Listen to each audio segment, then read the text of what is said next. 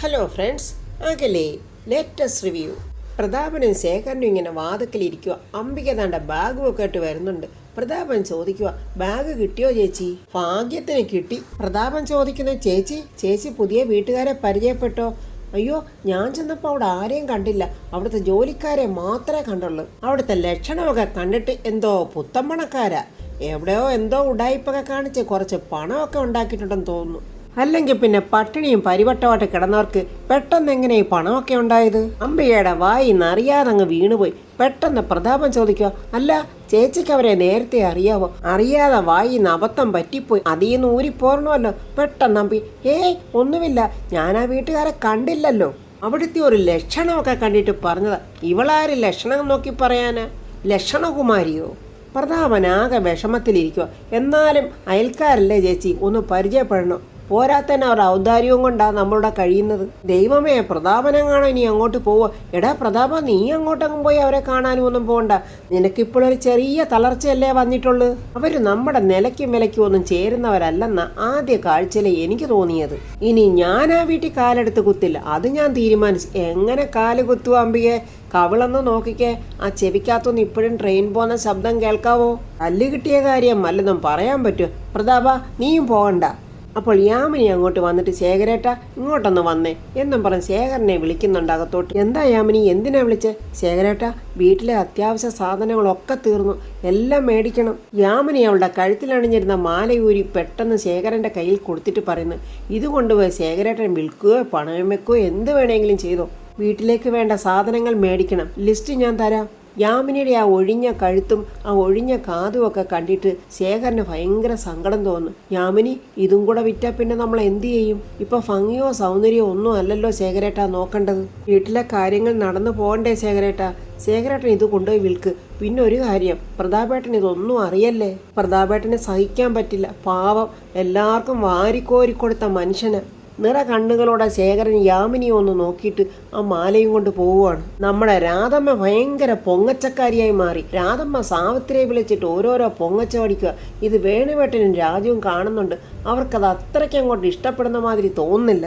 അങ്ങനെ ഞങ്ങളുടെ കഷ്ടകാലങ്ങളെല്ലാം മാറി ഇപ്പൊ സന്തോഷമായി. വർമ്മ സാറിന്റെ വീടോ? അത് എത്ര കോടിക്കാ എൻ്റെ മോൻ വാങ്ങിയതെന്നൊന്നും എനിക്കറിയില്ല. അത് മോഹവിലയ്ക്ക് വാങ്ങിയതായിരിക്കും. എൻ്റെ മോൻ്റെ ഇപ്പോഴത്തെ സ്ഥിതിക്ക് ഇതുപോലത്തെ 10 വീട് വാങ്ങിക്കാനുള്ള ആസ്തിയുണ്ട്. വേണുവേട്ടൻ മനസ്സിൽ പറയാം, ഇല്ലായ്മയുടെയും വല്ലായ്മയുടെയും കാലം കഴിഞ്ഞു. ദാരിദ്ര്യത്തിൽ നിന്നും മോചനം നേടിയപ്പോൾ അവളുടെ ഒരു സന്തോഷം. സാവിത്രി, എൻ്റെ മോൻ മണലാരണ്യത്തിൽ കിടന്ന് കഷ്ടപ്പെട്ട കാശ. ഇങ്ങനൊരു മോനെ എനിക്ക് കിട്ടിയത് എൻ്റെ ഭാഗ്യവാ. രാജു എന്തൊക്കെയോ ആലോചിച്ച് ആകെ മൂടോട്ടില്ല. പെട്ടെന്ന് ഫോൺ എടുത്ത് പ്രതാപന്റെ ഫോട്ടോ ഇങ്ങനെ നോക്കിയിരിക്കുവാണ്. രാധമ്മ വാചകടി തന്നെ, എൻ്റെ മോൻ ആയുസ് ആരോഗ്യം കൊടുക്കണേ എന്നുള്ള പ്രാർത്ഥന മാത്രമേ എനിക്കുള്ളൂ. ഈ വീട് വാങ്ങിയതൊരു വാശി കൊണ്ട് തന്നെ സാവിത്രി. മനുഷ്യനായാൽ അല്പം വീറും വാശിയൊക്കെ വേണ്ടേ? വേണുവേട്ടൻ സങ്കടത്തോട് ഓർക്കുക, അങ്ങേര് ജീവിതകാലം മുഴുവൻ എൻ്റെ മോനെ സ്നേഹിച്ച ഒരു മനുഷ്യന് ഒറ്റ പ്രാവശ്യം തള്ളി പറഞ്ഞിട്ടുള്ളൂ. അതൊരു ക്ഷമിക്കാവുന്ന കാര്യം തന്നെയാണ്. രാജു മനസ്സിൽ പറയാം, ഈ വീട് ഞാൻ എങ്ങനെയാ വർമ്മസാറിന് തിരിച്ചു കൊടുക്കുന്നത്? മറ്റാരും ഇത് കൊണ്ടുപോകാതിരിക്കാൻ വേണ്ടിയാ ഞാനിത് വാങ്ങിച്ചത്. ഇതെനിക്ക് തിരിച്ചു കൊടുത്തേ പറ്റൂ, ഒരു ഗുരുദക്ഷിണയായിട്ട്. മാതക്കൽ പ്രതാപൻ ചാരുകസേരയിൽ ഇങ്ങനെ ചാരി കിടക്കുക. അംബികയാണെങ്കിൽ കവളത്ത് കൈയും കൊടുത്തിരിക്കുന്നു. ഹൃതികയും യാമിനിയും ശേഖരനെ നോക്കുവാണ്. എന്താ ശേഖരേട്ടൻ ഇതുവരെ വരാത്തത് എന്നിങ്ങനെ യാമിനി പറയുന്നുണ്ട് ഹൃതികയോട്. ചെറിയമ്മ, ഇനി ചെറിയച്ഛൻ വേറെ എവിടെങ്കിലും പോകുമെന്ന് പറഞ്ഞോ? ഇല്ല മോളെ, പലചരക്കടയിൽ തന്നെ പോയത്. ഇപ്പൊ വരുമായിരിക്കും മോളെ. ചെറിയമ്മേ, അച്ഛൻ ആഹാരം കഴിക്കേണ്ട സമയമായി. ഏട്ടന് വിശക്കുന്നുണ്ടോ? ഇല്ല യാമിനി, ഈയിടെയായിട്ട് എന്താണെന്നറിയില്ല, എനിക്ക് വിശപ്പ് തീരെയില്ല. ശേഖരേട്ടൻ ഒരു കാര്യം മേടിക്കാൻ മറന്നുപോയി, അതുകൊണ്ട് കടയിലോട്ട് പോയിരിക്കുക. ഇപ്പൊ വരും. ഇങ്ങോട്ട് വന്നാൽ ഉടനെ ഞാൻ ആഹാരം തരാം. നീ ടെൻഷൻ അടിക്കാതെ യാമിനി. ഇനിയിപ്പോൾ കുറച്ച് താമസിച്ചാൽ എനിക്ക് ഒരു പ്രശ്നവും ഇല്ല. കുറച്ചുകൂടെ നാണോ ഉളുപ്പും ഇല്ലാത്ത അംബിക പറയാം, എനിക്ക് കുഴപ്പമുണ്ട്. എനിക്ക് കൃത്യസമയത്ത് ആഹാരം കഴിച്ചില്ലെങ്കിലേ എനിക്ക് ഗ്യാസ് ഉരുണ്ട് നെഞ്ചത്തോട്ട് കയറി വരും. അതെന്താ ഗ്യാസ് ഉരുണ്ടുരുണ്ട് മേലോട്ട് കയറാനേ? റോഡ് റോളറാണോ? നിനക്കറിയാമല്ലോ പ്രതാപ, ആഹാര കാര്യത്തിലുള്ള എൻ്റെ ഒരു കൃത്യനിഷ്ഠ. എനിക്കത് പണ്ട് മുതലേ ഉള്ള ശീലമാണ്. വിശപ്പിൻ്റെ കാര്യത്തിൽ ഞാനൊരു പിശാശ. വിശപ്പിൻ്റെ കാര്യത്തിൽ അല്ലടി, നീ പൊതുവേ പിശാശ. ഈ സങ്കടത്തിലും യാമിനിക്ക് ചിരി വരുന്നു. ഹൃതിയോട് പറയാം, അല്ലെങ്കിൽ ഇവർ പിശാശല്ലേ? അമ്പികയ്ക്ക് മനസ്സിലായി അവളെ കളിയാക്കുവാണ്. എന്തിനാണ് ഈ ചിരിക്കുന്നത്? പ്രതാപൻ ചോദിക്കുക. ചേച്ചി, നമ്മൾ ചിരി മറന്നുപോയവരല്ലേ, അതുകൊണ്ട് അവർ ചിരിക്കട്ടെ. ചിരിക്കുന്നവരും ചിരിപ്പിക്കുന്നവരും എത്ര ഭാഗ്യവാന്മാര്. അവരുടെ അത്രയും പോസിറ്റീവായ മറ്റൊരു മനുഷ്യരില്ല. എന്നാലേ കൂടുതൽ ചിരി ആപത്താണെന്ന് പല പണ്ഡിതന്മാരും പറഞ്ഞിട്ടുണ്ട്. അപ്പൊ നേരത്തെ നിനക്കത് അറിയില്ലായിരുന്നോടി അമ്പികെ? നീ എന്തുമേ എൻ്റെ അട്ടഹസിച്ച് അഹങ്കരിച്ച് ജീവിച്ചതാ? ആപത്തുണ്ടാകുമെന്ന് നീ അന്ന് അറിഞ്ഞില്ലായിരുന്നോ? ഈ സമയം ശേഖരൻ 2 കൈയിലും സഞ്ചി നിറയെ സാധനങ്ങളും ഒക്കെ ആയിട്ട് അങ്ങോട്ട് വരുക. പ്രതാപൻ ചോദിക്കുന്നു, നീ ഇതെല്ലാം ഒറ്റയ്ക്ക് എന്തിനാ എടുത്തുകൊണ്ട് വന്നത്? അത് ഓട്ടോക്കാരൻ സഹായിച്ചു ചേട്ടാ. നീ ഇതൊക്കെ അങ്ങനെ ചെയ്ത് ശീലമുള്ളവനല്ലല്ലോ. അതിലൊരു കുഴപ്പമില്ല ഏട്ടാ. നമുക്ക് ആവശ്യമുള്ള പലചരക്ക് സാധനങ്ങൾ കടയിൽ പോയി വാങ്ങിക്കുന്നത് അത്ര വലിയ തെറ്റൊന്നും അല്ലല്ലോ. ഏട്ടാ, ഒരു 10 മിനിറ്റ് വെയിറ്റ് ചെയ്യേ, ഇപ്പം തന്നെ ഞാൻ ആഹാരം ഉണ്ടാക്കി തരാവേ എന്നും പറഞ്ഞ് യാമിനെ ഹൃദയം കൂട്ടിക്കൊണ്ട് പോവാ. ഒരു ജോലിയും ചെയ്യാതെ ഇപ്പോഴും വെട്ടിച്ചു തിന്നുന്ന അമ്പിക പറയും, ഇതിലെന്താ തെറ്റിരിക്കുന്നത്? IAS-കാർ, IPS-കാർ, ഡോക്ടേഴ്സ്, എഞ്ചിനീയേഴ്സ് അവരുടെ ഭാര്യമാരെയും കൂട്ടിക്കൊണ്ട് വന്ന ആ സൂപ്പർ മാർക്കറ്റിൽ നിന്ന് സാധനം മേടിക്കുന്നത്. പിന്നെ ഇവൻ ഇവിടെ മോന്തയ്ക്കൊന്ന് കൊടുക്കാൻ വയ്യേടാ ശേഖര നിനക്ക്. ഓസി തിന്നോണ്ട് അവിടെ വാചകോടി കണ്ടില്ലേ? എന്നാലും ഇത്ര അഷ്ടദാരിദ്ര്യം ഉണ്ടാവുമെന്ന് ഞാൻ പ്രതീക്ഷിച്ചില്ല. പ്രതാപം പറയുക. അതെങ്ങനാ പ്രതീക്ഷിക്കാതിരിക്കുന്നത്? വീട്ടിൽ ഇത്രയും ദാരിദ്ര്യം ഉണ്ടെന്ന് ഇയാൾക്കറിയത്തില്ലേ? ഡൈനിങ് ടേബിളിൽ ചെന്നിരുന്നുണ്ട് എടുകുടുക്കെ ചോറും കറിയെന്ന് പറഞ്ഞാൽ മതിയോ? ആഹാരം വരില്ലല്ലോ. പാവം യാമിനിയും ശേഖരനും എത്രത്തോളം കഷ്ടപ്പാട് അനുഭവിക്കുന്നു. ഇതൊന്നും കാണാൻ പ്രതാപൻ എന്താ കണ്ണിന് കാഴ്ചയില്ലേ? ഇപ്പോഴും ജാളറയടിച്ചോണ്ടിരിക്കുന്ന അംബികയുടെ വാക്കാണല്ലോ അവൻ കേൾക്കുന്നത്. പ്രതാപ, ഇതൊന്നും ദാരിദ്ര്യമല്ല, കോടാനുകോടി രൂപയുടെ സ്വത്തുള്ള ആളാ. ഞങ്ങളുടെ ക്ലബിന്റെ പ്രസിഡന്റ് തെയ്യാമ്മച്ചെറിയാവിന്റെ ഭർത്താവ്. പക്ഷെ അയാൾ വായും പൊളിച്ച് കിടക്കാൻ തുടങ്ങിയിട്ട് വർഷം 10ആയി. ഒരു തരി ആഹാരം അയാൾക്ക് കഴിക്കാൻ പറ്റുന്നില്ല. അപ്പൊ ഏതാ ദാരിദ്ര്യം? ശേഖരൻ യാമിനിയുടെ അടുത്തോണ്ട് വന്നിട്ട് ഒരു മാല കൈ കൊടുക്കുന്നു. ശേഖരേട്ടാ, ഇത് നീ പേടിക്കൊന്നും വേണ്ട യാമിനി, ഇത് മുക്കുപണ്ടവാ. നിന്റെ കഴുത്തിങ്ങനെ ഒഴിഞ്ഞു കിടക്കുമ്പോൾ എനിക്ക് സങ്കടവാ. അത് മാത്രമല്ല, ചേട്ടന് സംശയം ഉണ്ടാക്കണ്ട. എന്തെല്ലാം തരത്തിലെ മാലകളൊക്കെ ഇട്ടോണ്ട് നടന്ന യാമിനിയ ആ മുക്കുപണ്ടം നോക്കി യാമിനി ഇങ്ങനെ സങ്കടപ്പെടുന്നുണ്ട്. ഈ സമയത്ത് തന്നെ വേണുവേട്ടനും രാധമ്മയും ഫുഡൊക്കെ ഇങ്ങനെ തകർത്ത് പിടിക്കുന്നുണ്ട്. വേണുവേട്ടൻ ചോദിക്കും, എടി മോനെന്തിയേ? അപ്പോഴാണ് രാധമ്മ മോനേന്ന് വിളിക്കുന്നത്. എടി പ്രിയ, നിന്റെ ഭർത്താവ് എവിടെ? അത് ജയേട്ടൻ പുറത്തു പോയിരിക്കുക. ഈ രാത്രിയിലോ? രാത്രിയിലേ അവൻ പാമ്പാവുന്ന ഒരു പരിപാടി ഉണ്ടല്ലോ, അതിപ്പോഴും ഉണ്ടോ അവന്? ഇതൊക്കെ എന്നേ നിർത്തിയച്ച. അതൊക്കെ ഞാൻ നിർത്തിച്ചു. രാധമ്മ പറയാ, വേണുവേട്ടൻ അറിയാവോ, അവൻ ഇപ്പം നമ്മുടെ മോള് വരച്ച വരയില്ല. കൂച്ചുവിലങ്ങ് നടുവിലങ്ങ് വിട്ട ആനയെ പോലെയാ. അച്ഛൻ അറിയാവോ, ഇപ്പൊ പാമ്പ് പോയിട്ട് പഴുതാര പോലും ആകുന്നില്ല. പിന്നെ സങ്കടം കണ്ട് കഴിഞ്ഞ ഓണത്തിന് ഞാൻ ഒരുത്തനെ വിട്ട് ഒരു കുപ്പി മേടിച്ചു കൊടുത്തു. അതെന്തിനാടി? ഇതൊക്കെയാ വേണ്ടാത്ത പണി. അച്ഛ, അതിൻ്റെ ഒരു തമാശ കേട്ടോ. ഉത്തിരാടത്തിൻ്റെ അന്ന് വൈകിട്ടാ ഞാൻ ഈ കുപ്പി വരുത്തി കൊടുത്തത്. അന്ന് വൈകുന്നേരം മുതൽ ആ കുപ്പിയുടെ കഴുത്തിലൊരു മുല്ലമാല ഇട്ടുകൊണ്ട് ജയേട്ടൻ ധ്യാനം തുടങ്ങി. എന്നിട്ട് കുടിച്ചില്ലേടി? ഇല്ലമ്മേ, ഒരു തുള്ളി പോലും കുടിച്ചില്ല. എന്താ കുടിക്കാത്തതെന്ന് ഞാൻ ചോദിച്ചപ്പോൾ പറയുക, ഞാൻ കുടിച്ചാലേ ഇത് തീർന്നു പോവില്ലേന്ന്. അങ്ങനെ ഉത്തിരാടം, തിരുവോണം, അവിട്ടം, ചതയം, പൂരിരുട്ടാതി, പിന്നെ ഉത്തിരട്ടാതിയുടെ വൈകിട്ടാ ജയേട്ടൻ ആ കുപ്പി പൊട്ടിച്ചത്. ആഹാരം കഴിക്കാനായിട്ട് രാജു മുകളിൽ നിന്നിട്ട് ഇറങ്ങി വരുന്നു. അപ്പോൾ രാജുവിന് പെട്ടെന്ന് പ്രതാപനും ഋതികയും രാജു എല്ലാവരും ഒരുമിച്ച് ആ ഡൈനിങ് ടേബിളിൻ്റെ അടുത്ത് നിന്ന് ഭക്ഷണം കഴിക്കുന്ന പോലാണ് തോന്നുന്നത്. അവരുടെ ആ സന്തോഷത്തിലൊന്നും രാജുവിന് പങ്കുകൊള്ളാൻ വയ്യ. രാജു അങ്ങനെ ഭക്ഷണം കഴിക്കാനിരിക്കുവാണ്. രാധമ്മ അപ്പോഴെന്തോ ഒന്ന് വിളമ്പാൻ പോകുമ്പോൾ രാജു പറഞ്ഞു, അതൊന്നും എനിക്ക് വേണ്ട. പെട്ടെന്ന് രാധമ്മ ചോദിക്കും, ഇതെന്താടാ, നിനക്കെന്തോ ഒരു ടെൻഷൻ പോലെ? എനിക്ക് പ്രത്യേകിച്ച് ടെൻഷനൊന്നും ഇല്ലമ്മേ. വേണുവേട്ടൻ ചോദിക്കണ്ടാ, നിനക്ക് നാളെ ഓഫീസിൽ പോകണ്ടേ? ആ പോണം. എല്ലാം ഒന്ന് ഓർഡറാക്കി കൊടുക്കുന്നവരെ പോയേ പറ്റൂ. സ്റ്റാഫുകളൊക്കെ ആയോ? സ്റ്റാഫുകളൊക്കെ അത്യാവശ്യമുണ്ട്, പക്ഷേ അതൊന്നും പോരാച്ച. കുറേ പേരോടെ പോസ്റ്റ് ചെയ്യണം. എടാ രാജു, വേക്കൻസി ഉണ്ടെന്ന് അറിഞ്ഞാലേ ആൾക്കാർ ഇടിച്ചു കയറും. എൻ്റെ ചേച്ചി, അതിന് അപ്പോയിൻമെന്റ് ചെയ്യാനേ ഫാഷൻ ഡിസൈനിങ് പഠിച്ചവർ വേണ്ടേ? ഒത്തിരി പേരുണ്ടടാ രാജു, നിനക്കറിയാൻ വയ്യാത്തോണ്ടാ. ഈ ഓഫീസ് ഒന്ന് സജീവമാക്കിയിട്ട് വേണം എനിക്ക് തിരിച്ചു പോകാൻ. അയ്യോ, അപ്പം മോന് പോയേ പറ്റൂ അല്ലേ? അതേമേ, പോയേ പറ്റൂ. എടാ മോനെ, അപ്പോൾ ഈ കമ്പനിയുടെയൊക്കെ ചുമതല ആർക്കാ? അതിനൊക്കെ മാനേജർമാരുണ്ടച്ചാ, അവർ നോക്കിക്കോളും. അതും പോരെങ്കിൽ ഞാൻ 6 മാസം കൂടുമ്പോൾ വരുമല്ലോ. രാജു അങ്ങനെ ഭക്ഷണമൊക്കെ മതിയാക്കിയിട്ട് ഞാൻ ഉറങ്ങാൻ പോവാമ്മേ എന്നും പറഞ്ഞ് മുകളിലോട്ട് കയറിപ്പോവുകയാണ്. രാധമ്മ പറയാ, എന്തെല്ലാം നേടിയിട്ടും നമ്മുടെ മോനൊരു സന്തോഷമില്ല.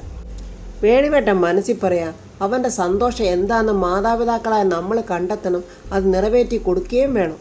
പ്രതാപനോട് ഋതിക പറയുക, അച്ഛാ, ഞാനൊരു കാര്യം പറഞ്ഞ അച്ഛൻ എന്നോട് ദേഷ്യമൊന്നും തോന്നരുത്. എന്താ മോളെ, എന്തെങ്കിലും പ്രശ്നമുണ്ടോ? പ്രശ്നമുണ്ടോ എന്ന് ചോദിച്ചാൽ ഞാൻ അച്ഛനോടൊരു കള്ളം പറഞ്ഞു. പക്ഷേ അത് മനഃപൂർവ്വമൊന്നും അല്ലച്ചാ, അതറിഞ്ഞാൽ പിന്നെ അച്ഛൻ സമ്മതിക്കത്തില്ലല്ലോ എന്ന് പേടിച്ചിട്ടാ. മോള് കാര്യം പറ, അച്ഛൻ ദേഷ്യപ്പെടില്ല. ഞാനേ ഇടയ്ക്ക് പഠിക്കാൻ പോവുകയാണെന്നും ലൈബ്രറി പോവുകയാണെന്നൊക്കെ പറഞ്ഞതേ ഒരു നുണയായിരുന്നു. ഞാനൊരു സ്റ്റിച്ചിങ് കമ്പനിയിൽ ജോലിക്കാണ് പോയിരുന്നത്. മോളെ, നമ്മുടെ ഇപ്പോഴത്തെ അവസ്ഥയിൽ അതൊരു വലിയ തെറ്റായിട്ട് എനിക്ക് തോന്നുന്നില്ല. ഇപ്പോഴെനിക്കൊരു വിഷമമേ ഉള്ളൂ മോളെ. ഞാൻ കാരണം എൻ്റെ മോൾ തുച്ഛമായ ഒരു വരുമാനത്തിന് വേണ്ടി കഷ്ടപ്പെടുന്നല്ലോ എന്നോർത്ത്. കണ്ണ് നിറഞ്ഞെങ്കിലും ഹൃതിക അത് മറച്ചു വെച്ചിട്ട്, അച്ഛാ എനിക്ക് കഷ്ടപ്പാടൊന്നുമില്ല, എനിക്കത് സന്തോഷമേ ഉള്ളൂ. നമ്മുടെ നാട്ടിൽ എത്രയോ പേര് ഉപജീവന മാർഗത്തിന് ഓരോ ജോലി ചെയ്യുന്നു. എനിക്കിതിൽ അഭിമാനമേ ഉള്ളച്ചാ. നമ്മുടെ കുടുംബത്തെ അല്പമെങ്കിലും സഹായിക്കാൻ പറ്റുമല്ലോ എന്നുള്ള ഒരു അഭിമാനം. നിനക്ക് വലിയ മനസ്സാ മോളെ. നിന്നെ മനസ്സിലാക്കാൻ പറ്റിയില്ലല്ലോ എന്നുള്ള സങ്കടമാണ് ഇപ്പോൾ അച്ഛന്. അതൊന്നും ഓർത്ത് എൻ്റെ അച്ഛൻ സങ്കടപ്പെടണ്ട അച്ഛാ. പിന്നെ ഞങ്ങളുടെ സ്റ്റിച്ചിങ് യൂണിറ്റ് ഒരു വലിയ കമ്പനി ഏറ്റെടുത്തു. ഫാഷൻ ഡിസൈനിങ് കമ്പനിയെ. കഴിവും എക്സ്പീരിയൻസും ഒന്നും ഇല്ലാത്തവരെ അവർ പറഞ്ഞു വിടുമെന്നാണ് പറയുന്നത്. നാളെ അവരൊരു ഇൻ്റർവ്യൂ വെക്കുന്നുണ്ട്. ഞാനും ഇൻ്റർവ്യൂവിൽ പങ്കെടുക്കുന്നുണ്ട്. ഇൻ്റർവ്യൂവിൽ പാസ്സായാൽ അവർ ജോലിയിൽ നിന്ന് പിരിച്ചുവിടത്തില്ല. പഴയതിനേക്കാളും കൂടുതൽ സാലറിയും കിട്ടും. അച്ഛാ, നാളത്തെ ആ ഇൻ്റർവ്യൂവിന് ഞാൻ പൊയ്ക്കോട്ടെ? എൻ്റെ അച്ഛന് എതിർപ്പൊന്നുമില്ലല്ലോ. വർമ്മയുടെ മോളെ ജോലിക്ക് വിടുന്നതിൽ ആൾക്കാരൊക്കെ എന്നെ കുറ്റപ്പെടുത്തിയേക്കാം. പക്ഷേ എൻ്റെ കരിയറിലെ തകർച്ച എൻ്റെ കുടുംബത്തെയും തകർത്തു. മറ്റുള്ളവരുടെ മുമ്പിൽ കൈനീട്ടേണ്ട അവസ്ഥയിലെത്തി കാര്യങ്ങൾ. ഇപ്പോൾ മോൾക്കൊരു ജോലി വലിയ അനുഗ്രഹമാണ്. ആരുടെയും മുമ്പിൽ കൈനീട്ടാതെ നിനക്ക് ആത്മാഭിമാനത്തോടെ ജീവിക്കാമല്ലോ. എന്നെ മറ്റുള്ളവരെന്തും പറഞ്ഞോട്ടെ. അച്ഛൻ ഇപ്പോഴതൊന്നും ഒരു വിഷയമേ അല്ല. എൻ്റെ മോളിപ്പോൾ മുതിർന്ന ഒരു വ്യക്തിയാണ്. സ്വന്തമായ തീരുമാനമെടുക്കാം, സ്വന്തമായ ഒരു തൊഴിൽ തിരഞ്ഞെടുക്കാം.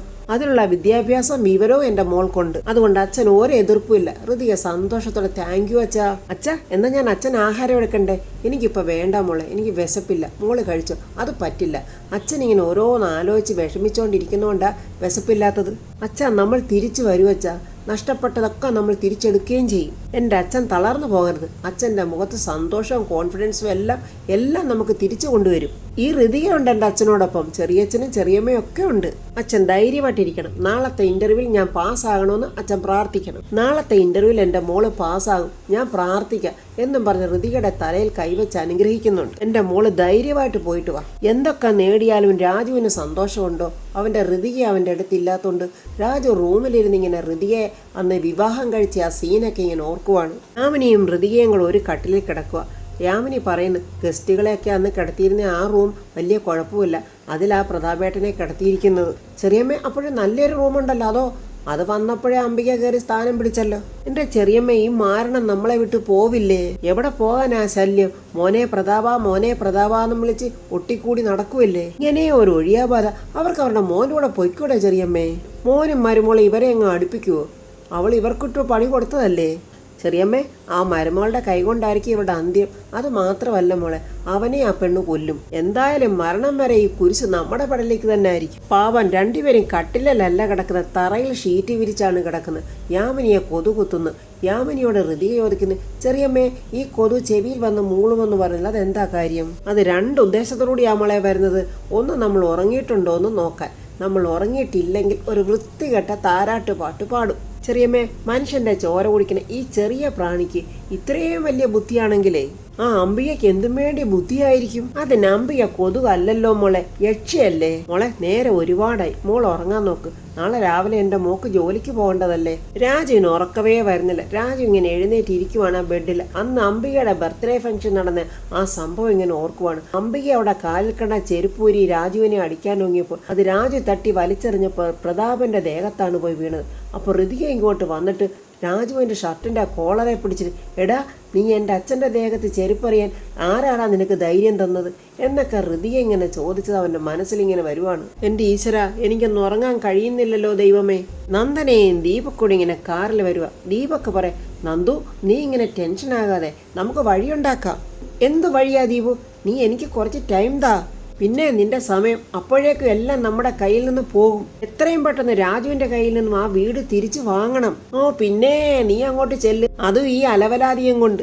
ഉടനെ രാജു കയ്യിലോട്ട് വെച്ച് തരും. ആ തന്തയും മോളെയും വേറെ എങ്ങോട്ടെങ്കിലും മാറ്റി താമസിപ്പിക്കണം. ആ രാജുവാണ് വീട് വാങ്ങുന്നത് ഞാൻ മുന്നേ അറിഞ്ഞിരുന്നെങ്കിലേ ആ അച്ഛനെയും മോളെയൊന്നും ആ ഔട്ട് ഹൗസിൽ താമസിപ്പിക്കാൻ ഞാൻ സമ്മതിപ്പിക്കില്ലായിരുന്നു.